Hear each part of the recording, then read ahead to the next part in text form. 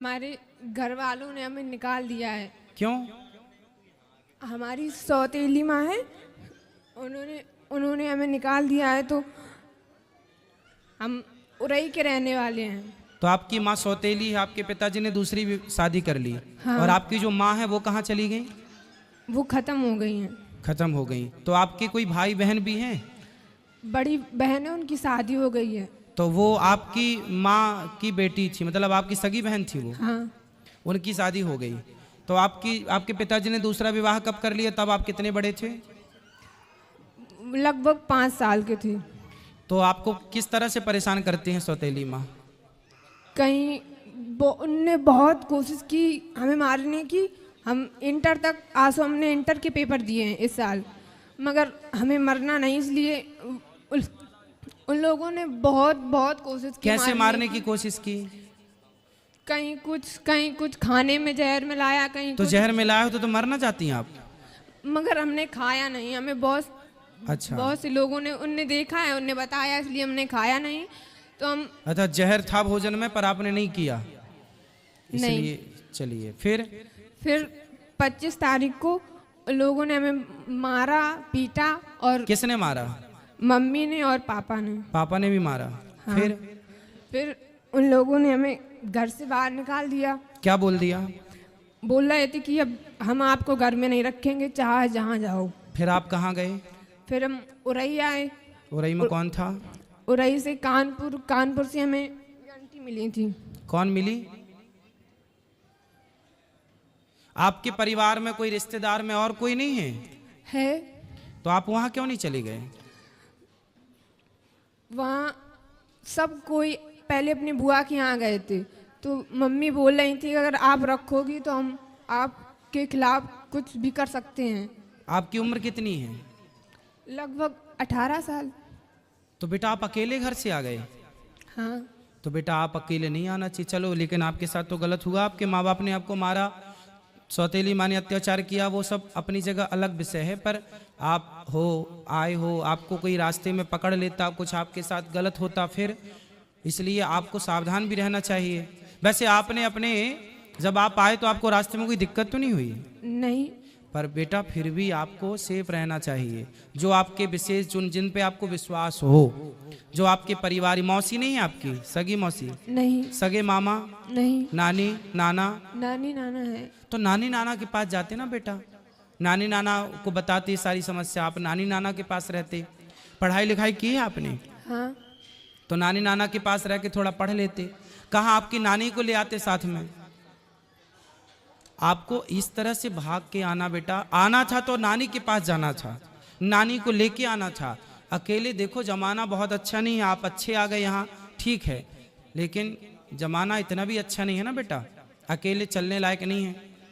कोई जान जाए कि आप अकेली हो तो आपका पता नहीं किस तरह से लोग, आप किसी के कहने पे कहीं मत चले जाना, ठीक है? और आप नानी को अपना नंबर दे दो, मोबाइल नंबर नानी का, हम नानी को अभी सूचना करवाते हैं।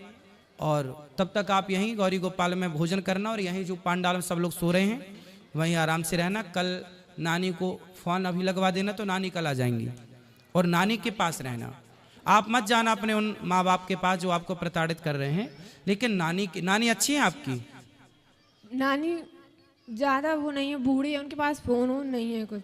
और नाना नहीं है, वो खत्म। तो घर में अकेली नानी रहती है? हाँ। फिर उनको कौन खिलाता पिलाता बनाता होता हो? कौन बनाता खिलाता होगा? इतने बस खाना आना बना के खा लेती, बस अकेली रहती। नहीं, जब और बूढ़ी हो जाएंगी तो उनको कौन करेगा सब काम? उनका कौन सहारा है उनका? पता नहीं। आप उनका सहारा बन जाओ, आप उनका सहारा भी बन जाओगी, आप वहाँ रहना भी, और फिर आप पढ़ लिख भी वहाँ लेना।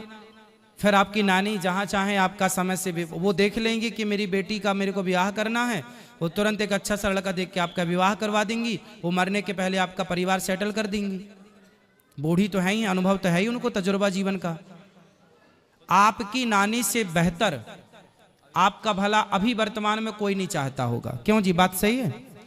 आपकी नानी से बेहतर, आपकी नानी जितना भला आपका चाहती है और आपकी नानी जितना भला आपका कर सकती है, उतना भला आपका कोई नहीं कर सकता।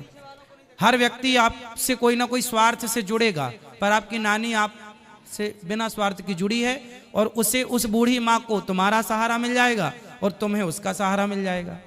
जी गुरुजी। तो बात समझ में आई? हाँ। तो क्या करना है बताओ? नानी के पास जाना है। हाँ, नानी कहाँ है आपकी?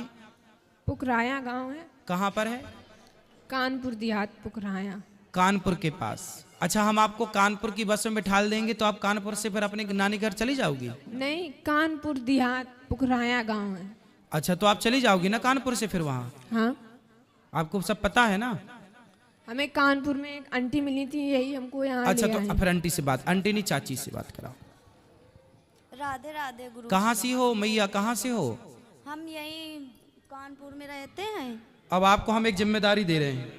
हम जिम्मेदारी हम ही इनके साथ, मतलब हम लोग 3-4 लोग परिवार सहित थे, तो ये सेंटर में हमको मिली तो हमने कहा चलो अब इनके रास्ते का किराया, भाड़ा, खाना पीना सब हम देंगे, नहीं, और हमने यहाँ तो से ये- लेके और आप इनकी नानी तक इनको पहुँचाना।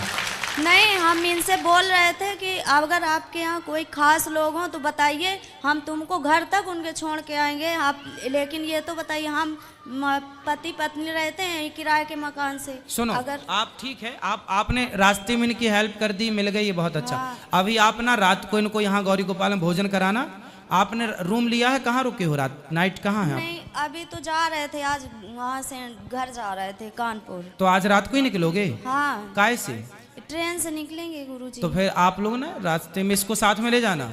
हम नहीं, हम शुरू से वहाँ से लेके आए हैं, पूरा साथ अभी तक दिया है, और वह ये सोच रहे हैं कि चलो हमारे साथ चलना, अगर तुम्हारा कोई खास हो नानी, तो हमको- नानी, हाँ, इनको इनकी नानी के घर तक पहुंचाना। हम इनके नानी के घर के अंदर छोड़ के आएंगे। हम ये जिम्मेदारी इतनी ले रहे हैं हाँ, इनकी। और सुनो पाठक जी, ये चाची का मोबाइल नंबर ले लो।